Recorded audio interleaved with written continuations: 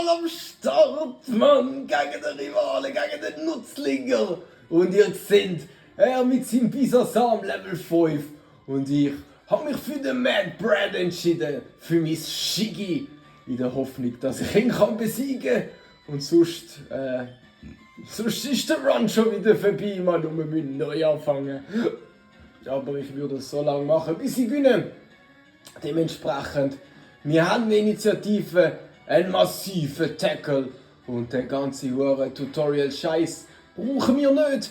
Wir sehen, wir haben gute Verteidigung, einen soliden Angriff, sodass das Bisasam, er landet ein Crit, könnten wir auch brauchen, aber wir können auch ohne so gut auskommen. Wir spammen jetzt einfach Tackle wie ein 7-jähriger Mann wie damals. Und ich denke, der erste Sieg ist uns und jetzt kann der Run richtig offiziell starten, Mann.